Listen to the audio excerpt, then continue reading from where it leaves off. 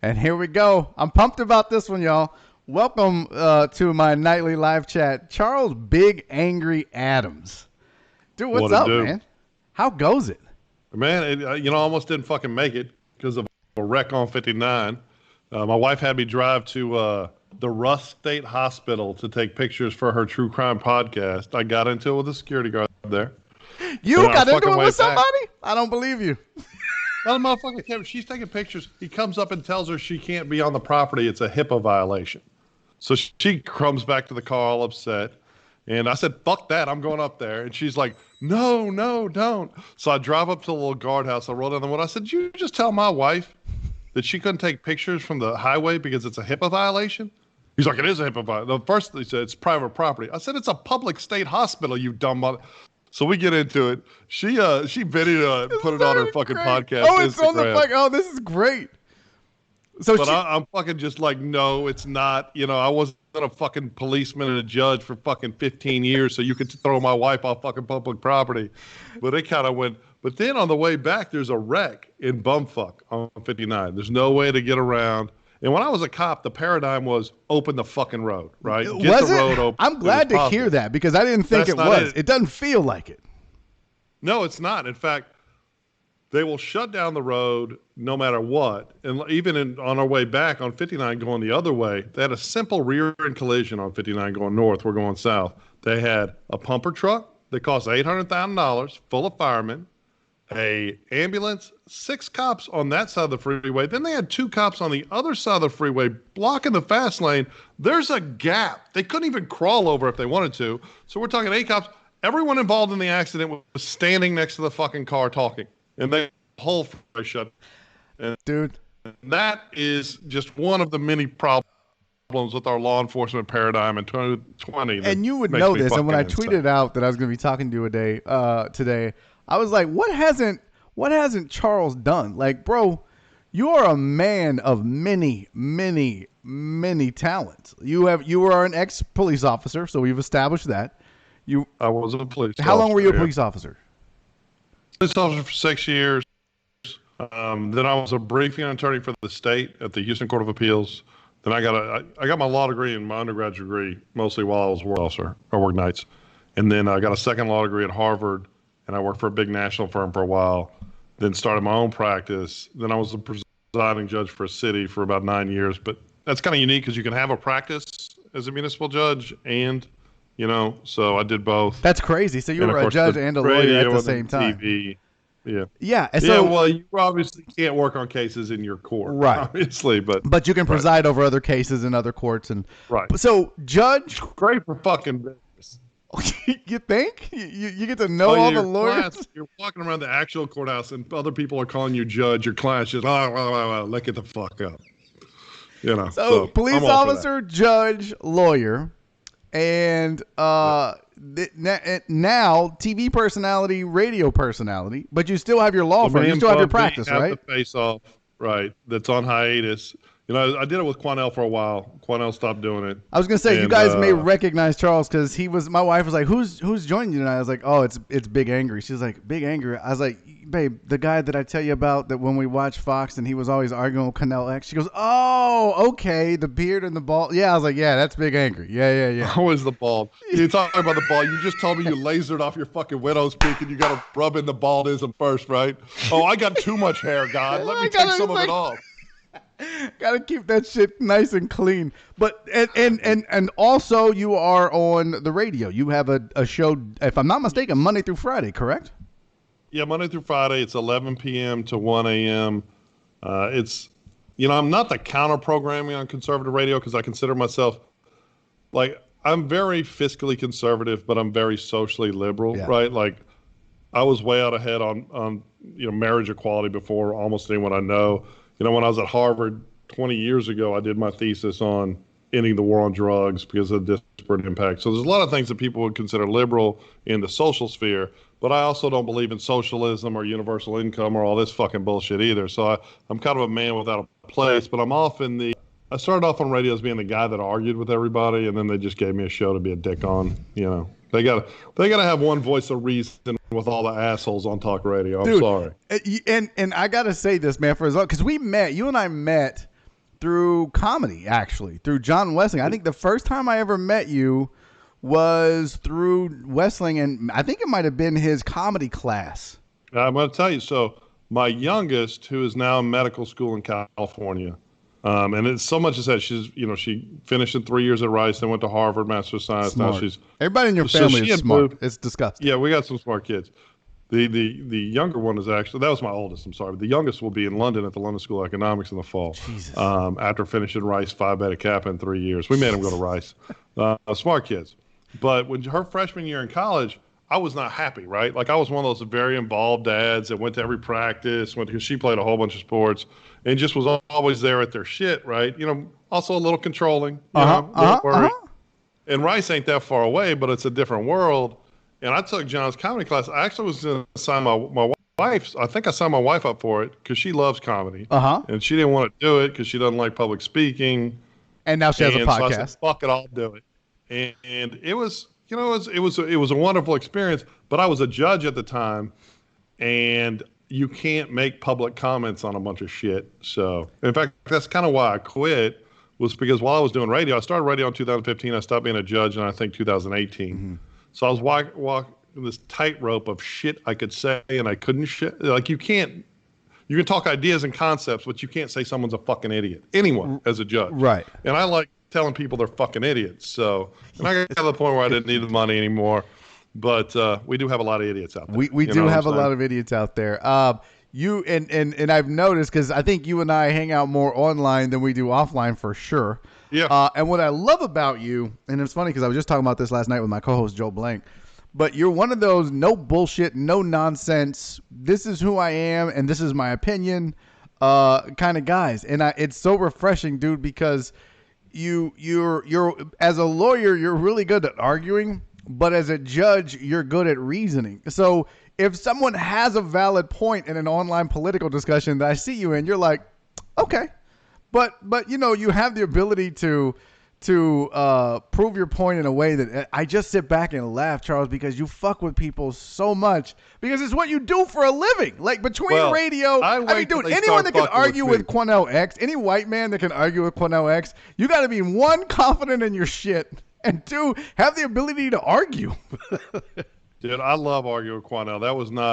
I wasn't a participant in that decision that he stopped working on Fox, and I fought for him for a while. What happened to that? What happened? Yeah, it's internal Fox stuff that I don't even know if I could talk about. But, Quanell would say the ugliest shit in the world to me on TV, right? As soon as the cameras went off, not a nicer fucking guy, right? Uh-huh. And there are some people that can't handle. Like one time he told me to go get my sheet and hood out of the trunk of my car while we're on TV. I'm like, what the fuck are you talking about, Quanell? But he's a great guy and it was great TV. We actually, after he left, we auditioned a bunch of people. We all got to, 5 people suggested a name. And they all auditioned again. Well, I savaged the other motherfuckers. Like, I went all in on them. And I had recommended one person, one of my best friends, the rapper Bun B from UGK. Mm-hmm. So we get done, and D'Artagnan, the VP, is like, man, you went easy on him. I don't know. I was like, this is my fucking boy. I want him to win. But once they realized the kind of rapport we have, the problem with me and Bun is that we agree on so much stuff, it's hard to find shit for us to argue about. And that's kind of the point. You have to argue. More. I mean, you have to have you don't have to argue, but you have to have opposing viewpoints on a show like that. Whereas Quanell, I mean, one time the motherfucker told me, we were talking about Chick-fil-A versus versus Popeye's spicy chicken sandwiches. It was one of our more lighthearted fucking segments. And he goes, it's because you're fucking European, racist, Caucasian taste buds that you like Chick-fil-A better. And I'm like, motherfucker, that's a great argument. The seasoning on Chick-fil-A is cooked in. The seasoning on Popeyes is smeared on top. They both good, but one of them is an ingredient. You know what I'm saying? I just love that you got this. Well, I should say, I mean, in a public image, you've got this militant black Muslim and this ex-police officer, white judge, lawyer, arguing about the intricacies of chicken spice. But see, that's not fun shit. Like, I get tired of talking. Like, I am so jealous of what y'all do, right? I would so much rather be in a sports realm talking shit to athletes and about athletes every fucking day. Whereas, my milieu in the media is politics. And I fucking hate talking about fucking politics, right? So, I mean, I talk about a bunch of other stupid shit on my show, but it's like if I say the word COVID one more time, I might fucking shoot myself in the fucking mouth, you know? But that's what you got to talk about. That's it. And then I don't know about how y'all are, and I really don't know about the sports guys. I really like all the sports guys at iHeart, but the talk people, they're completely full of shit, right? Like they live their life one way and then talk completely different on the radio to incite and pander to people. And you're like, yeah, motherfuckers telling people don't wear masks. This is all bullshit. Also throwing tantrums because their Clorox wipes ain't in the fucking studio, right? They're not wanting to use the studio after someone else used it because they're worried about fucking germ or viruses, but yet they're telling all their fucking listeners, oh, it's just the fucking flu. It's and they're just, it's like, come on, motherfuckers. And then I had a guy all day yesterday on Twitter calling me a girl and all kind of stuff because I'm pro wearing a mask, right? Yeah. And, were you going to wear a pink mask because Lena Ocasio-Hidalgo told you to? I'm like, motherfucker, you can call me a girl all you want because we're not fucking 12 years old, but I can promise you this. If me and you was like in a bar, motherfucker, there would be none of this.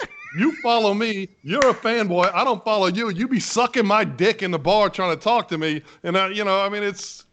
I mean, dude, the nickname Big Angry is for two reasons. Because one, you're angry, and I think everybody listening can see that. But two, you're fucking big, Charles. How tall are you?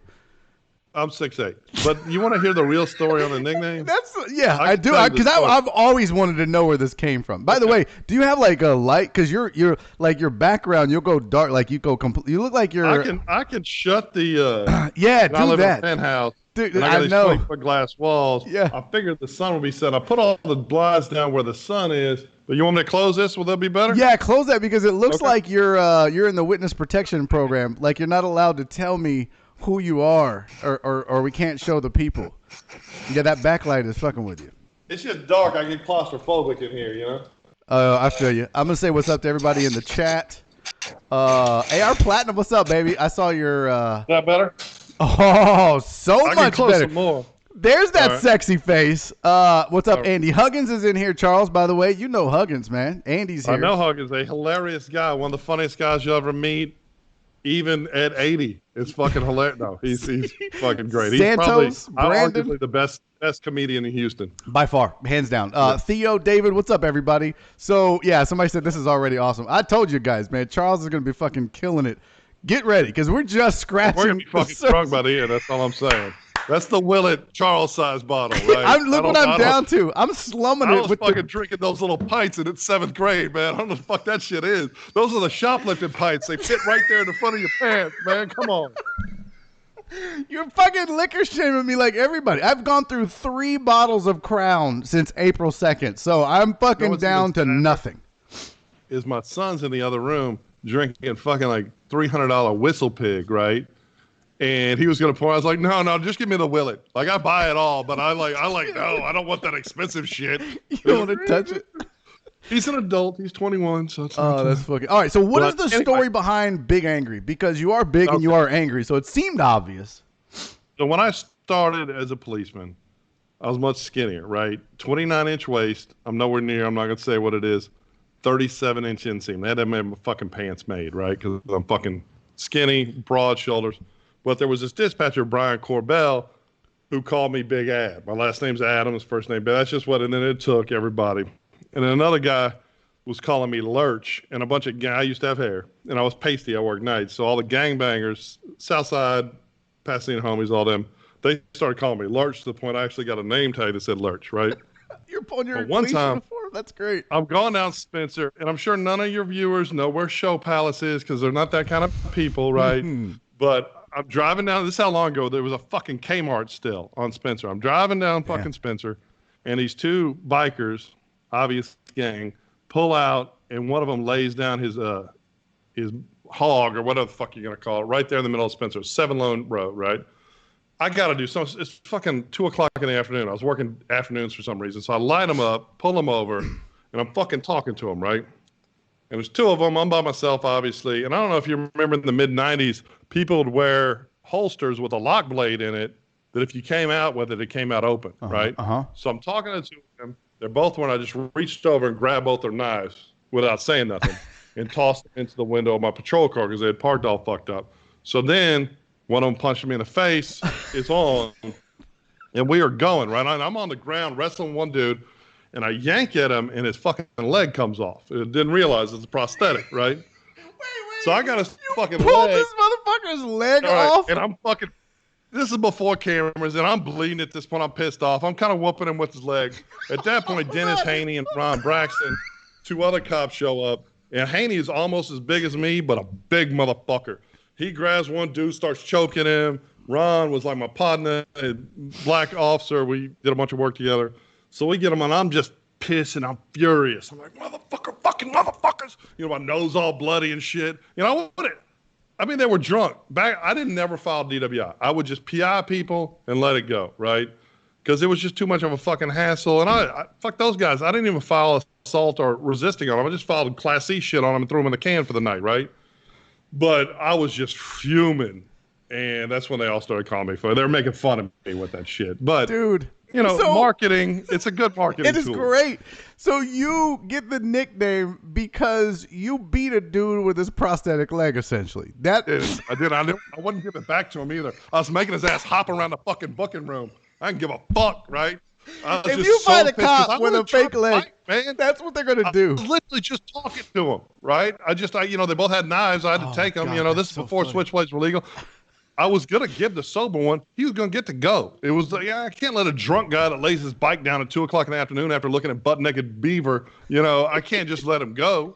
But what are you Oh, my God, you made me snort. That is the fucking best, dude. I had always wondered. I was like, oh, I mean, he's big and he seems angry, but that's next level shit. Angry, you know? That's next level shit, though. If you get a nickname for beating a dude with his fake leg, that is, goddamn. What did you like more? Did you like being a cop or a judge more? I love being a fucking cop. Loved it, right? But I grew up with a single mom in Austin, you know, rent houses. And then my mom got remarried, you know, when I was maybe in junior high. And things changed. You know, he was, you know, he had, you know, we were then middle class all of a sudden. But we didn't. My dad and mom got divorced when my mom was at law school at UT. She didn't finish, right? And she grew up real poor. My dad's family had money.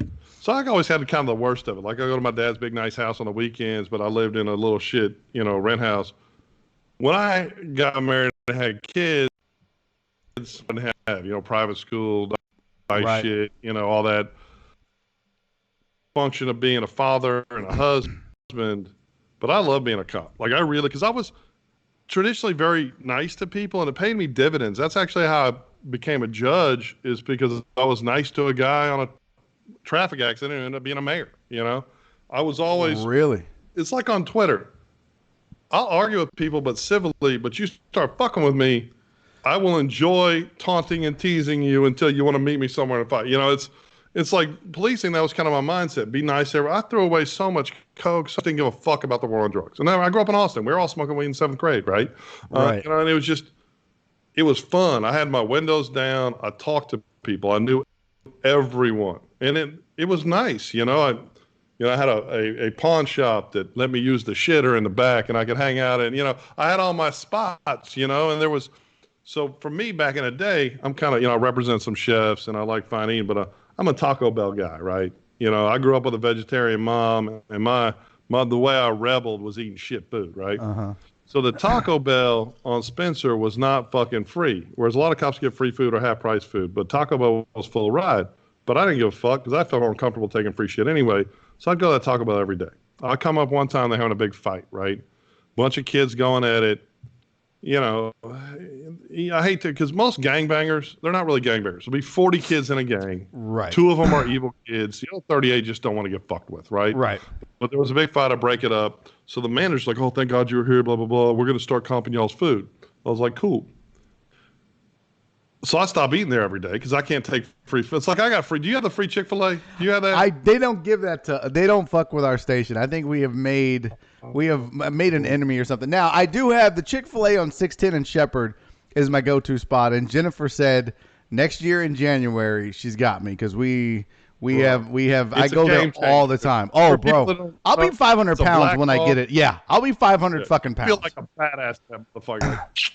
But even then, when I got my free Chick-fil-A card, I stopped going every day because I felt bad. I Like, probably because would I'll too. go every day. I love me some Chick-fil-A. But I break it up. They start doing free food over there. And then all these other fucking cops start coming for every meal, going through the drive-through, picking up the shit.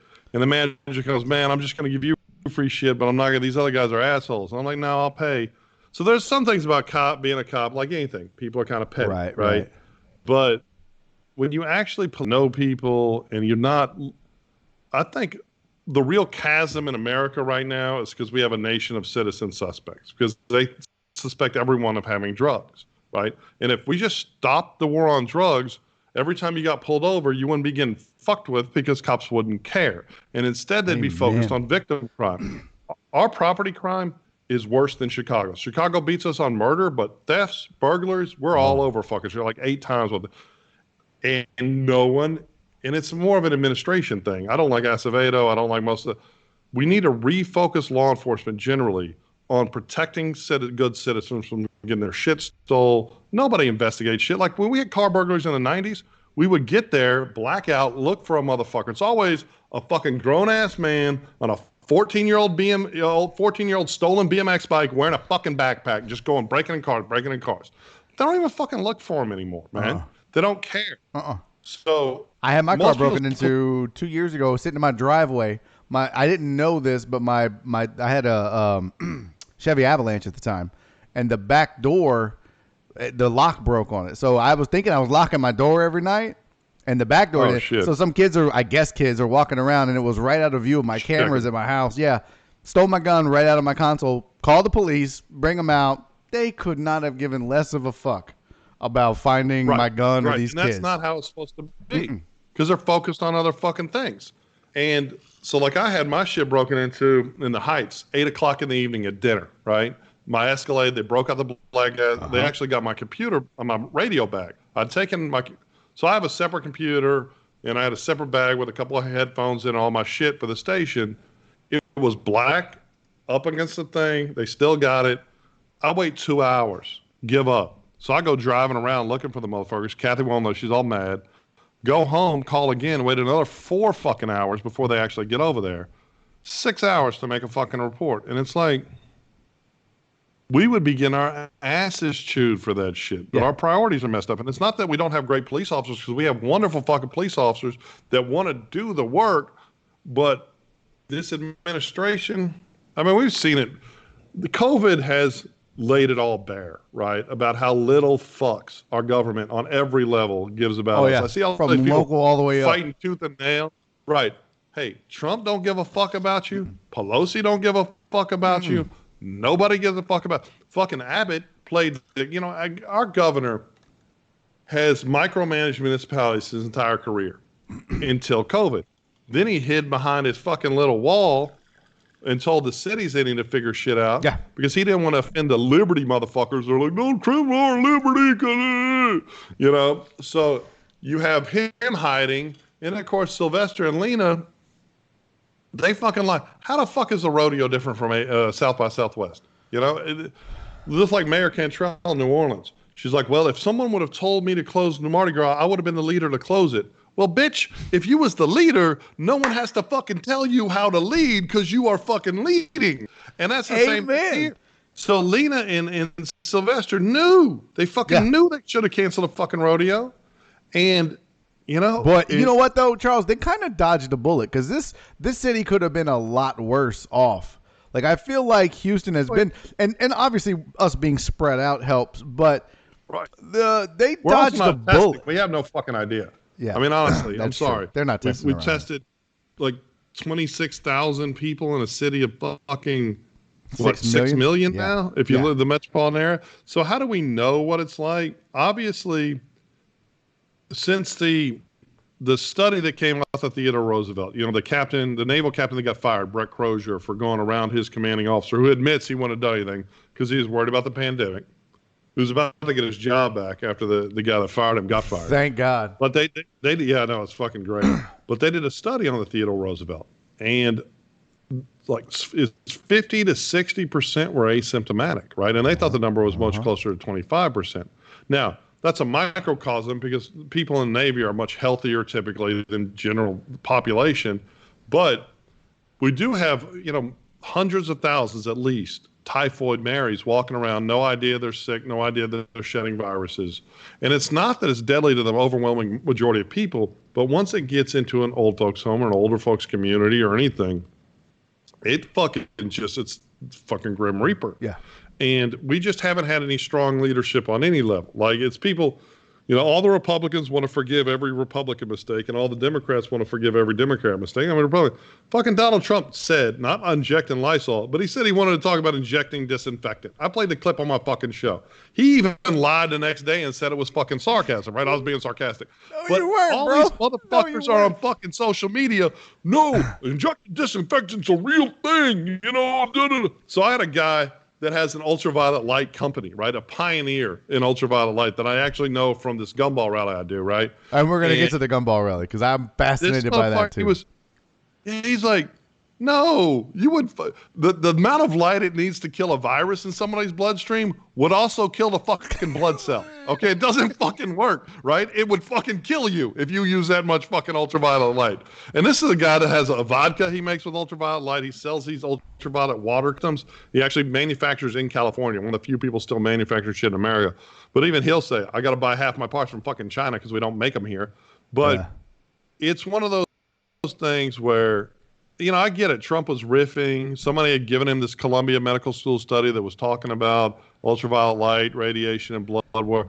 But stop riffing. That's half the problem with Trump. Is I believe if he would just read the shit that smart people write for him and put in front of him, he'd be fine. It was the same thing with Bush. I love George W. Bush. I did. I voted for him twice.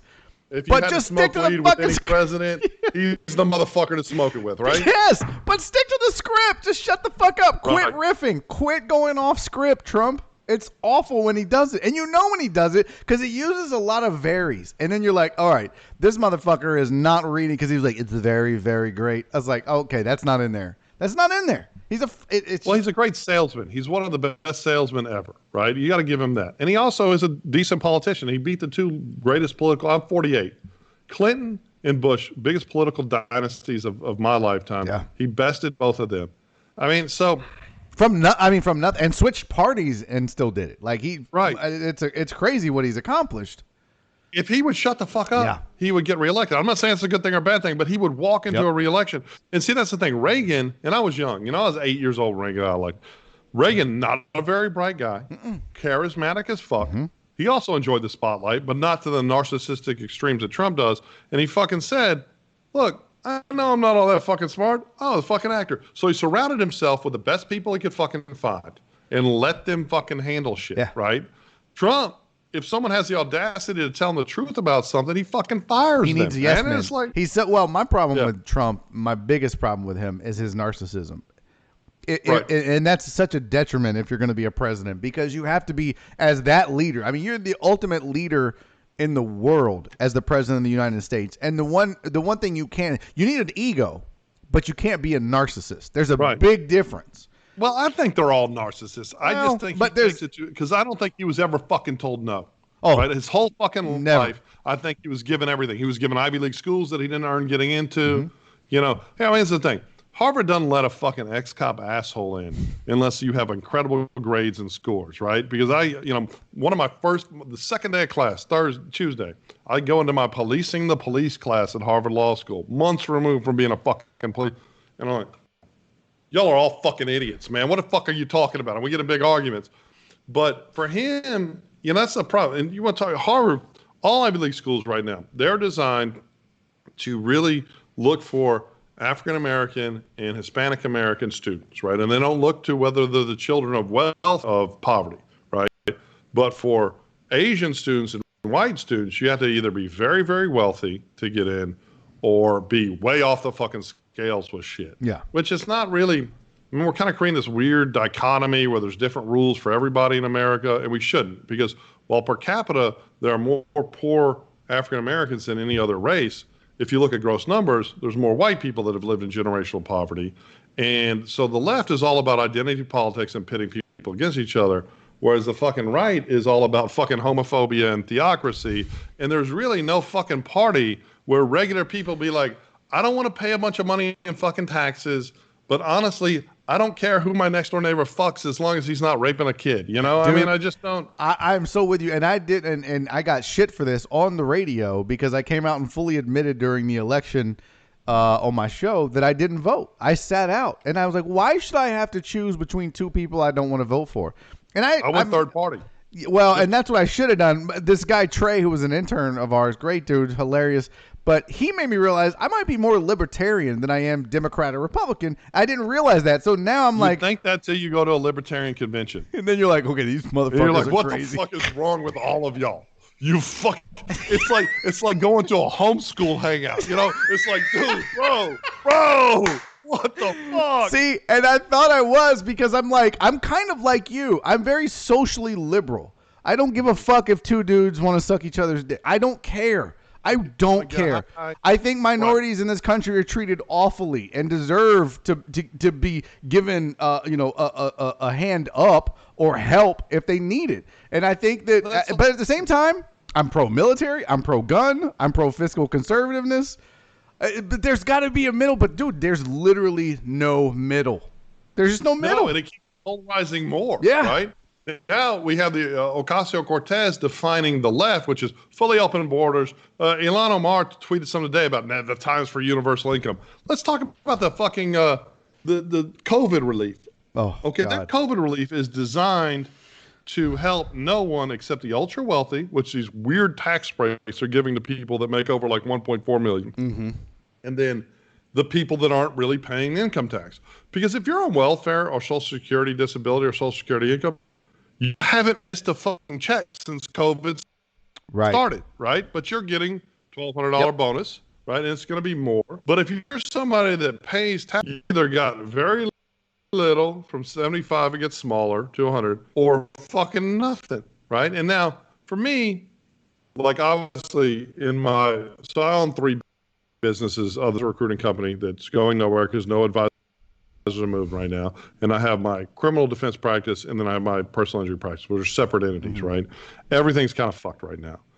But I'm not taking any of those loans out because I didn't lay anyone off. I kept everyone on. I changed it so only the office managers work in the office because we're essential as criminal defense, but I don't let any other individual because I don't want them getting sick, and I'm paying everybody. And I'm not going to take those loans. I didn't even apply for it.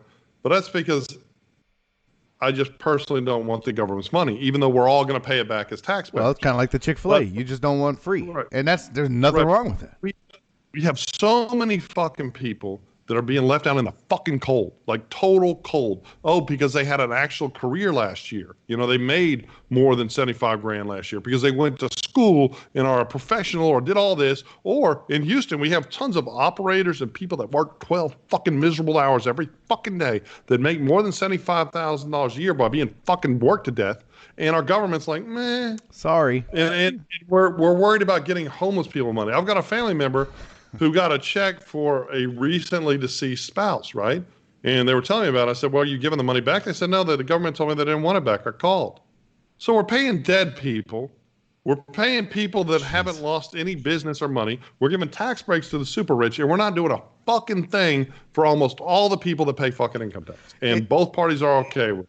It's fucking gross. Yeah, it's one of those things where you realize that if there's that threshold, right? Like there's the like you said, 75,000 or more. And I have friends that work in oil and gas that make more than 75K, but so they're not going to benefit, but you know what? They have bills. Their wife doesn't work, but they've still got 2 kids. Right. And yeah, they live in a house that was everybody spends all they can. Yeah, right? just because you make that's what I realized. Because when I first started, like in 1998, I got into IT and I made like $30,000 a year. And by the time I got out, I was making over $150,000 a year. Right. I was never rich. It's just that the toys got more expensive, and the way I still lived damn near paycheck to paycheck. But it was just that the money out, the light bill was more, and the water bill was more. So it wasn't that I was like living it up. Now, you know, there is a point where you start to make money where you just can't even spend it. Yeah, but the cats that are making 80, 90, 100,000, those are not rich people. They're just better off. It's not even if you make look. So when I got done at Harvard, you know, Harvard will get you a good job, right? So when I got done at Harvard, I went to work for this law firm, and I picked it. I had offers here, like I had a litigation section of Lauderdale here, Baker House. I had jobs here, but this firm that was based out of Dallas, with like 5 offices across the country, offered me 185 grand a year starting out, right? And they paid movers, and they gave me a bonus for my clerkship. And I was like, you can hit me with a fucking stick all day for that kind of money. You know, I mean, being a policeman, working extra jobs all the time and going to school time, I'd be lucky to make 70, 80 grand a year. Right. So I'm fucking thinking this is great. So I go do it for a while, and it's fucking miserable, right? And I quit. I start my own practice, and I fucking don't make any money first couple of years. But then, you know, I'm good. I mean, I'm a very good trial lawyer, right? No bullshit. It just is what it is. So I finally make what I made, then I double it. Then I'm making, you know, I've pretty consistently made between $600,000 and $1 million a year for about 15 years, right?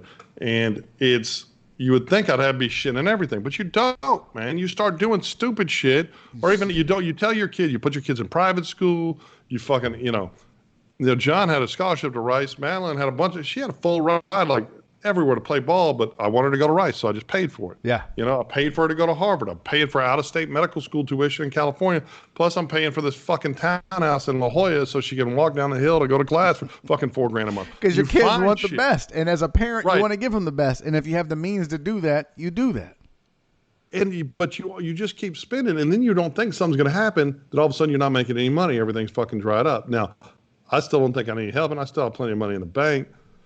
I had a bunch of money invested in energy, which wasn't the best move as of late. Boy, you better but get even out. then, I'm not going to sell it. And I'm not asking you to, but everyone who makes money spends as if they're going to always make that money. That's why it's so funny in sports when you realize that an athlete has gone broke. Most people can't wrap their head around that. They're like, how the fuck did you go broke? But you realize that, look, their families, they're giving their money. They're giving money to their mom, their dad, their families, you know, friends. They're trying to help the people around them. You know any rappers personally?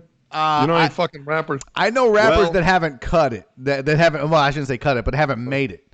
But I don't. But I know you are good friends with Bun B. If people don't know, you guys are like best friends. I'm not talking about Bun, and I'm not talking. But right, there are rappers that have made it that are still living check to check, and there's, you know, that's the one thing that so impresses me. You know, Bun and I are very old friends. We're very close friends.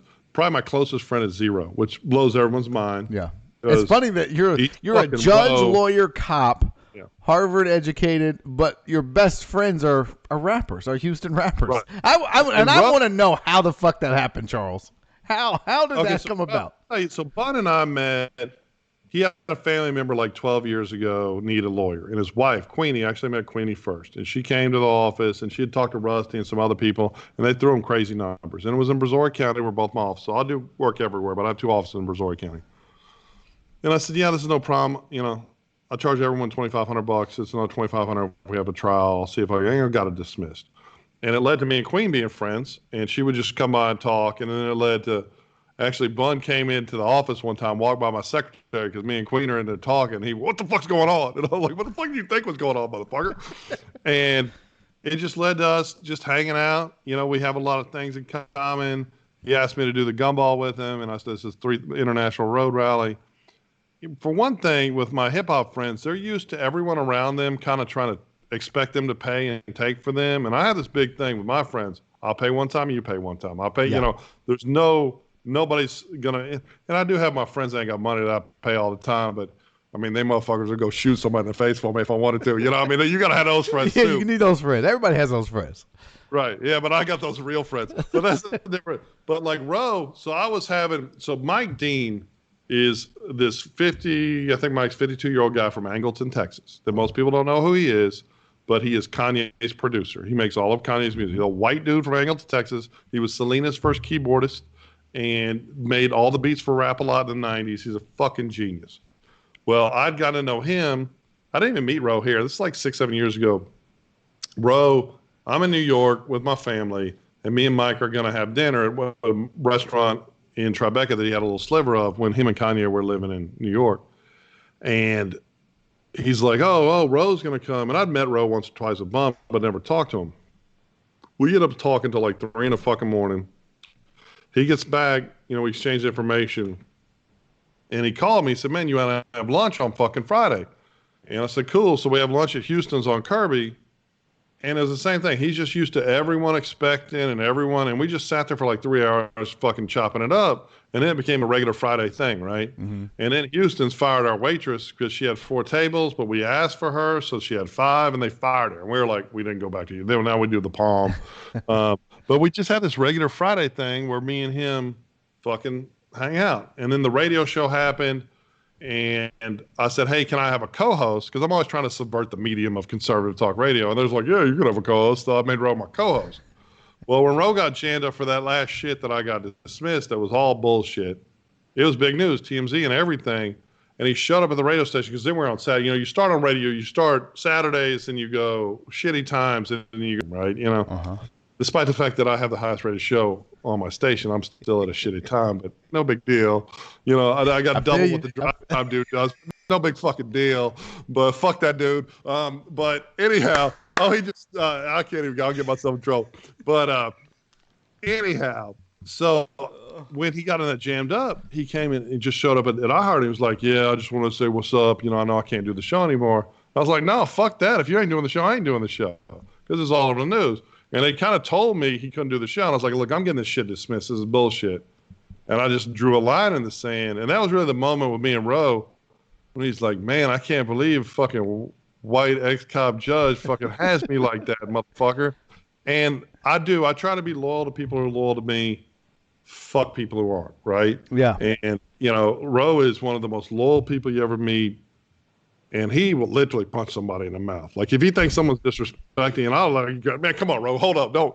Now, he's a big comedy fan because when, huge. Every Tuesday at the Houston Improv, Ali Sadiq would do Comedy Junkies. Zero would be there, and everybody would be geeking. I mean, obviously in Houston, Zero is a legend, and so everybody would be losing their shit. But he loves comedy, and him and Ali, I guess, are pretty close. No, but the whole a lot of folks from Rap-A-Lot would show up on Tuesdays to watch Comedy Junkies and Ali Sadiq. It was crazy. I with Rap-A-Lot, but that's a whole different story. But I'm saying a lot of people from Rap-A-Lot would. I mean, like, it was the thing to do. But Zero would be there, Rap-A-Lot would be there. It was like, you'd be surprised how many rappers are very supportive of the comedy scene, especially Ali, because Ali's a legend here. Like, people look at them and, you know, have these preconceived notions about who they are. And Ro can be very standoffish, but he's really one of the sweetest, kindest people you ever fucking meet. I mean, he's a hard motherfucker, but he grew up hard. Like, people don't realize. He was orphaned. He literally woke up in a bed with his dead mother at 6 years old. He had his first kid at 12. He witnessed his first. He had 12, by an 18-year-old girl too. But so he was a victim. But I mean, and that daughter's still very much part of his life. You know, and he's only 12 years old, and it's fucking crazy. But he cares about all his kids. He does everything he can for and he's a very giving, but he's just got this hard outer shell that comes from being, you know, he got shot when he was 16. Yep. Like most rappers wear this facade. It's a masquerade of, and Houston is unique that a lot of them are not. But now, and I know a bunch of national rappers, and it's, you know, when you talk, it's like radio. You know, they put on this mask, and then, you know, in radio, especially conservative talk radio, there's a whole lot of intolerance, right? Because they're pandering. That's the party line. But then when you talk to them, really, they're completely not like that. And for me, I think it's worse, right? I think it's worse if you're lying. I would respect a guy that played the bigots if he was a bigot, or played the homophobes if he was a homophobe. I have far less respect for someone that is enlightened, but then panders to it for the clicks, right? But or the money. Right. I know it's the money, but the clicks lead to the money, you know. And I just don't get. Unfortunately, I make enough money that I don't have to give a fuck, right? Right. And, you know, I always meet people that I think are uniquely authentic. Like, I've struck up a friendship with this guy, Mike Boudet, who has this Sword and Scale, super popular podcast. He kind of got into it with the social justice warrior crowd about a meme he posted a couple of years ago. And, you know, he's still a top, I think, 30 podcasts, all podcasts in the world. Guy makes a mint, relocated here to Houston. But when he was at his downtime, I didn't know. My wife listens to him. She has a podcast, Houston Crime Podcast, that you should check it out, by the way. Yep, but, very good. She loves it. I'm like the color commentary. But he... and the enforcer. Yeah, I did have to fucking... Go back to the beginning if you joined late. You'll know why. Yeah. But it's, you know... it's fascinating that this guy would rather give up millions of dollars and stay true to his own fucking beliefs and shit. God. Now he still makes shit. These big podcast motherfuckers make so much money you can't fucking believe. And he keeps trying to get me to do something with his group, like on YouTube instead of radio. And I've actually had someone reach out to me from New York as well. And I've talked to, like, I've got a deal right now with Charlemagne the God. I'm one of the first people he signed to his production company. But nice. Well, it's weird because we pitched to NBC. Like, I had my Seinfeld meeting that lasted like an hour. It was cool, but that was like 8 months ago and nothing's happened. Dude, those meetings can be so frustrating because you'll get a meeting which is exciting when you get that kind of meeting, and then you do it and you feel good and you leave, and then they're saying all the right things to you, and then you're just like, what the fuck? And then a year and a half from now, they're like, all right, let's do it. So you're like, what the fuck? What happened? That's what Karen, who's his production partner, has told me, because she's done TV for years, and she's like, man, you can't project. But I had the people that do Hell's Kitchen and Titan Games and American Ninja Warrior just reach out to me a couple of weeks ago. We had a meeting, and I was like, look, I got this thing with Charlemagne, y'all are going to have to talk to them, But it's weird how that kind of shit pops up. Dude, it's amazing. Well, I guess... But I'm just okay with Houston, right? Like, I'm cool with just doing shit in Houston and being not the shit, but being somebody, because I love Houston, right? Like, I like to fuck with Houston. But it's it's just a thing, man. But that my whole ethos has always been good to the people that are good to you, be loyal to the people that are loyal to you, and be the fucking worst motherfucker alive to the people that have fucking backstabbed you. Now the chat there, Demetrius had a question for you. He said 3.8 GPA, 45 LSAT. Can I get into law school with that? Do you know if that's a what's the LSAT? 45. It's not a 45, no. Maybe 145. Well, I don't know. It just says 45 LSAT. If it's 45, that means like you're not getting it anyway. Because like, is he a dumbass if it's 45? No, perfect score is 180. Okay, anything 170 is like no big deal. I got a 170 after working night shift patrol the night before doing it left. But 145 is okay with 3.18. But the beauty of Houston, if you're someone in Houston, is you have 3.8, not 3.18, 3.8. Oh yeah, no, 3.8. I'll definitely get somewhere. If he's applying in Houston. And I'm assuming it's a 145. I would take a class and try to bump up the score to get but you have 3 law schools. You have literally what is arguably the least ranked accredited law school in Texas Southern, but it turns out good lawyers. I have 2 lawyers that work with me, Texas Southern, right? Then you have South Texas, which has a phenomenal part-time program, which is the only reason I can get my JD because they flex my hours. Then you have U of H, which has a static part-time program, which I just couldn't go to, but a great full-time program, right? So most cities don't have any law schools, and you have 3 in Houston, right? And I tell everyone should go to fucking law school. Whether you want to be a lawyer or not, right? It opens so many doors. What I did find out by going to Harvard afterwards is, like, I'd never thought about quitting my job and going to the best law school I could go to. Because, I had to love being a cop. I had a wife, and we had kids. We had 1 kid when I started, and we had 2 kids by the time I finished. It just never, because once you go to somewhere like Harvard, you just learn. It changes the math. They can go and fly me first class to meetings and shit. And, it has done well with my career. If you walk in my office and meet with me, there's 1 diploma in the middle. There's all kind of shit. The whole wall's covered with shit. But there's 1 behind my fucking head. And it's all Latin. It says Harvardiana, Because it's bullshit. I'm still the same redneck, white trash piece of shit I was before. But people give you a credibility whether you deserve it or not, right? And one thing I found out, it was the first time in my life, because I was one... Like, I always had, like, a perfect test score, like a 50 homework average growing up. I never cared about school, but, I was always getting high and fucking up. I learned that kind of shit is transformative for anyone. And that's why you should work hard at shit, right? And it just opens doors. And it doesn't change you as a person, but it gives you a credibility, whether you deserve it or not, that allows you to do shit. Even when I quit my firm, I knew that everything went to shit, Harvard would find me another fucking job, Yeah. So that's what I tell. But like, there was some lady on Twitter that got a letter talking about, hey, you have high scores, you should apply to Harvard. And she's like, hey, never apply to Harvard. They don't believe in the First Amendment. Oh, fucking course they do. Yeah, of course there's a bunch of fucking way out there liberals, but it's fucking Harvard. And it's, it's like, so my kids, I do think Rice is the best undergraduate school in America. And Madeline got into a couple of Ivies. She didn't go to Harvard, but she got into a couple of Ivies, but I made her go to Rice. Jonathan ED'd Rice, so he got a scholarship, so he had to pull everything. That's the kid that had a 35 out of 36 on the ACT. They're both perfect GPAs. She had a 34. I think he got a 35 just to beat his fucking sister. But my thing was with them, go to Rice, and then you can go anywhere else after. Whereas that's why I'm paying for London next year, because Jonathan graduated in 3 years, perfect GPA, Phi Beta Kappa, all that. But these elite schools, whether it's Rice, Stanford, Yale, anything, it just gives you this different trajectory. So like Madeline finishes at Rice, goes to Harvard, get a Master's of Science. She's in medical school in California, but she's got professors from other schools contacting her saying, I want you to be my research assistant instead of people that she went to school with because they know someone from fucking Harvard. It's weird, it's incestuous, it ain't right. But that's why you should always encourage all your kids to strive for anything. And my thing is, like, I'll talk to people, well, I don't know how I can afford it. Fucking borrow it. Do anything you can because it changes your kid. And like, my kids don't like me, right? They know if there's a problem, I will fucking go fucking put it on someone. I don't give a fuck. But they think I'm a fucking asshole because I've stood over them and yelled at them about shit their whole fucking life. Well, your dad. What's a your fucking dad. You're not. What Yeah. the fuck are you making a fucking A- for? Yeah. Right. And no, I was way beyond that. Right. Oh, like wow. they would win a game and I'd be in the car like, why the fuck when you trying harder?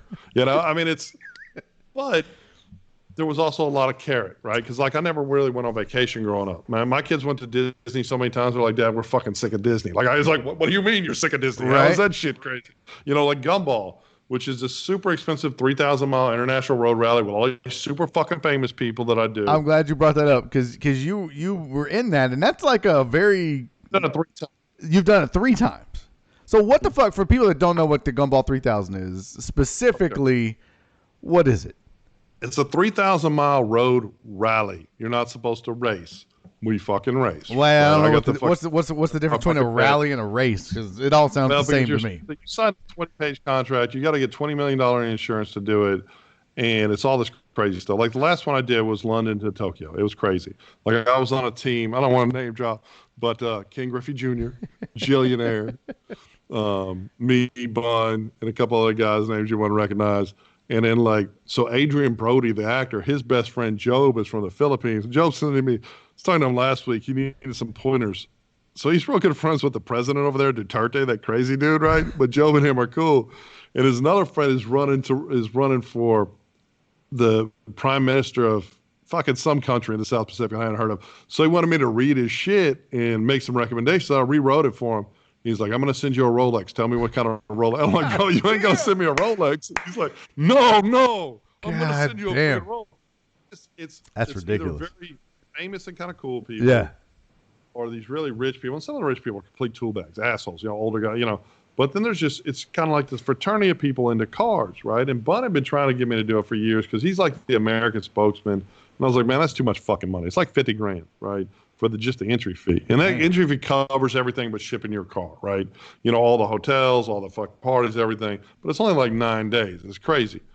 So I was never going to do it. He finally convinced me to do it. And the first time I did it, I just did the American leg. It was the last leg. And so I meet him in Reno. I bring one of my best friends, this cat, JK. He'd never even been out of Texas, right? And everyone's landing on the plane. Tommy Lee and Deadmau5 get off and come fucking start bullshitting with us with the 3 Playboy playmates they have with them. Then this guy Pritchard. So the Johnny Knoxville equivalent of in Europe is this guy Pritchard, who I talk to all the time. And he's fucking crazy. He had a show. It was like Jackass, but it's called something different on MTV Europe. But it's all these weird, famous dudes like me and Jillionaire from Major Lazer. We talk fucking every other day, right? And it's crazy. Like I was in Milan. And I'm in Milan, it's 2 years ago at Cavalli's Club. I'm a fucking I was probably 46 at the 46-year-old suburban lawyer, right? Whatever. And I'm standing in this DJ booth. Jillionaire is DJing to the left. Usher, no big deal, is singing to the right of me. And I'm in between both those motherfuckers. Fucked up, right? Yeah. So I just started filming this shit. Usher puts his arm around me, puts the motherfucker, I ain't singing, motherfucker. And it's crazy the people you get to know. Like we wrecked in France. We were chasing what the fuck's that dude's name from he used to be John Cusack's best friend, but he was He was Artie. He was the agent from that show in Los Angeles where the guy, what's that kid's name? It was an HBO show in Los Angeles before Ballers. He was like an actor, and Artie was an agent. You fucking Jeremy Piven? Yeah, Jeremy Piven. Jeremy Piven and a boxer are in front of us in Aston Martin. Me and Bun and this kid English Andy are behind him in this turbocharged fucking Range Rover, chasing him through the fucking some small town in France. Piven's Aston makes it around the fucking roundabout. We don't. We lose it and fly up over the fucking roundabout, blow the fucking tires, and it's just that crazy shit. You know, it's like fucking hanging out with Dolph Lundgren, and you're like, Dolph Lundgren, and it's that kind of shit. It's fucking amazing. I was a young cop going to school, not sleeping at all. Because, like, I put myself in the hospital a couple of times because I go 3 or 4 days without sleeping. I'm not using fucking drugs, so that's not healthy. You know, studying, going to school, parenting, all that shit. Well, it's nice. And that's why I tell everybody, fucking work hard. Don't just settle for doing one fucking thing. Because it's not how you get there. And I'm sure people hear this, and I'm sure the thought is, well, it's easy to say put your kids through law, whatever, but it's another thing to be. But you worked your way. Well, nobody put me. I actually worked and paid for all that shit myself. That's what I'm saying. I think some people might sit back and judge and be like, oh, well, yeah, he's got money now because he's a lawyer. But you didn't come from money. You weren't given this. You earned it. You worked hard for it. You should be proud of it. And if you can put your the point is grind. Right? Go put yourself through school. Go chase your dreams. And if you succeed, then you can be successful. Well, it's like radio and TV, okay? You know, that was kind of downstream with the class with Wesling. You know, I was just trying to do something to just keep my mind off my daughter being out of the house. And I was sad about it. I'm not going to lie. Anyone that's not sad about, even we live in Houston at the time, but we live in Friendswood. Anyone that's not sad about one of their kids leaving the house, man, I don't get you, right? And I had to divert it. But it kind of led to that stuff. And, you know, I don't make a fraction. You know, I make bullshit money on the radio, right? Mm-hmm. I don't make a fraction of what I make doing the face-off or doing the radio that I make in my other businesses. But even I have this other business, a financial advisor recruiting business. I didn't even know that was a fucking thing, right? So there's a Harris County judge who's now retired. She stopped me and said, hey, my daughter's having this issue. She got fired from her job. I think I've had her talk to a couple of lawyers, including her dad, and no one thinks they can help her. Will you talk to her? I was like, well, how'd you get my name? And she's like, well, her boyfriend, who's now her fiance, listens to your radio show every day. And I knew the judge a little bit. So I talked to him. I figured I look at things outside the box. I figure it out. Whatever, confidential result, whatever. Mm-hmm. And I say to the guy, wait, so if you cold call financial advisors for a fucking another firm and you convince them to move, they pay you 6% of what they make annually? God. And it's not what they make individually for the firm and them. I'm like, how is that even fucking possible? I said, look, let's start another company. I'll bankroll it, whatever. And it took the guy about 8 months to decide he wanted to try it. But I make money off that fucking shit now, right? And now what's even greater is my wife, when I was a police officer, she was a social worker for DD. We both worked, barely just to pay our bills and for paid daycare. Uh-huh. But she hasn't worked since we moved to Harvard. She stopped working, and she focused almost all of her life on the kids. Kids are grown. They don't need her to be their secretary anymore. So she kind of took over the day-to-day of that company. Now I'm making all kind of money off that. And it's, you look for other ways. It's easy to say, oh, I'm a lawyer, I'm done. And for me, with like TV and radio, if it works out, it's great. And I keep getting other opportunities. People, why do you do so much shit? Because you die when you stop doing shit, right? If you're not trying shit, and it's really your dreams. Like for me, I've never had a dream of being a comedian, right? I just took that class just to take the class. But people that have a dream of comedian, there's some people that spend their whole life trying to make a break, and it doesn't happen. I've got a friend that, his name's on the wall at the store.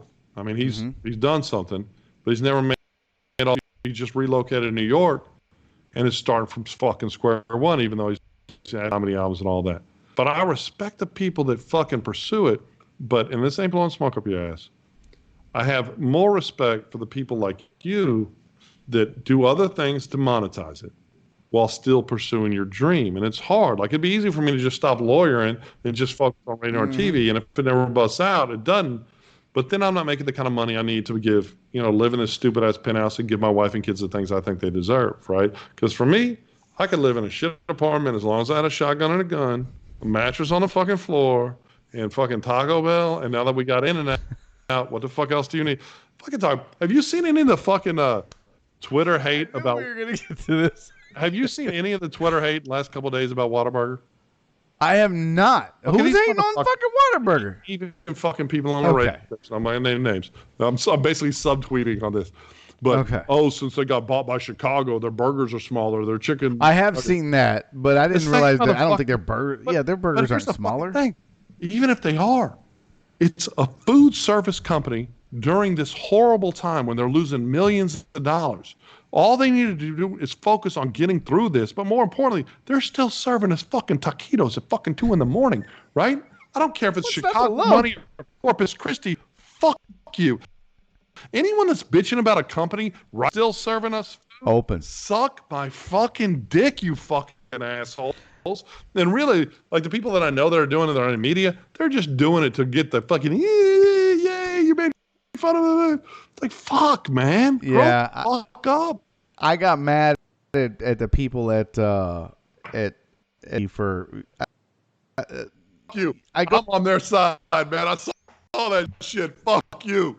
No, fuck you. How you gonna yell at me like I'm 5 years old? Look, here's what happened. Was it HEB employees or HEB fucking No, customers? it was the lady checking me out. So the lady, scanning and checking people out. That fucking woman. No, so she's there, and then there's this couple that's checking out at the grocery line. But I'm in my foot. It's like a fucking game of grocery store Twister, right? My foot is still in the fucking 6-foot circle. But I'm buying groceries for me and somebody else, so I have to separate it. So I'm trying to put my groceries in the spot because it's the belt is moving, and I'm reaching. Grocery no to check out twice, right? Completely inconsiderate to everybody else. else. I won't say who, but make the motherfucker Venmo. I'm buying. No. I'm buying groceries for somebody that I don't want to get out and go grocery shopping because it would be dangerous for them. So I got two different. Andy hug. I mean, I got 2 different carts, and I'm trying not to, but I'm trying to get my shit, and she just freaked the fuck out. She was like, "Sir, you need to back up and stand in the circle." Oh, and I was like, lady, I'm not a fucking 5-year-old. You don't need to yell at me like that. I mean, I'm in the circle. I'm just trying to get my groceries in the fucking belt because you're moving the belt. Stop the fucking belt, and I'm good. Oh, I was pissed, but dude, every time I've gone there, they have yelled at me or somebody about those fucking rules. Can you imagine the stress they're working at? If you look at the numbers, the people I that get are working the in that stress, industry, but you know what? Just tell me the fucking rules when I walk in your store, whether it's HEB or Radio Shack. I don't even know if that's around anymore. I don't give a fuck. No, just tell me the rules. I worked at Radio Shack. Did you? They're an undergrad, so. God, that had been the worst place in the world to work at. You definitely don't get laid working at Radio Shack. See, I had 2 jobs. I was paying for this. I was all young. I was like 18, 19. I bartended at a campus bar at LSU. You do get laid doing that. Yeah, you do get laid. Radio Shack after class. So I had both jobs. Radio Shack was cool because you got a discount on shit. And this is back in the early 90s when dropping a new car stereo and a box in your trunk was the thing to do. That Craco with a discount, baby. But yeah, no. I only did it for 1 semester because I just couldn't take the fucking, it was just too much. I picked the bar over that obvious reasons. So many fucking nerds go to Radio Shack, bro. I used to go to Radio Shack all the time. But they had decent equipment.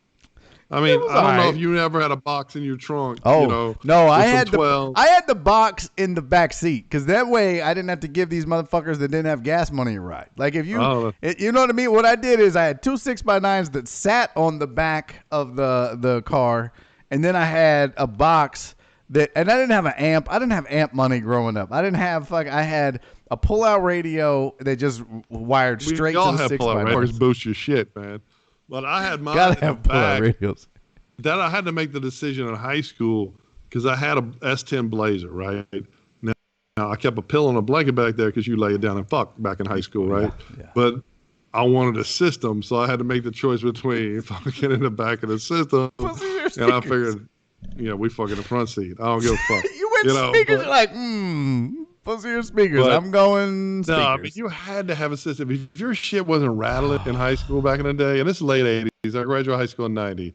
If your shit wasn't rattling, who the fuck were you? You know Yeah, what I'm saying? I graduated in '92, and my shit never rattled. The only time it rattled, I think I've told this on the I'm radio. deaf now, so you probably won that fucking shit. My favorite song of all time was Posse on Broadway because I don't give a fuck what you had in your car. Album, Buttermilk Biscuits, that whole fucking like people hate on Sir But Mix-a-Lot it because of didn't that matter fucking what you had in your Baby Got fucking Back car, shit. bro. If His you put first album, Buttermilk fuck Biscuits, fire.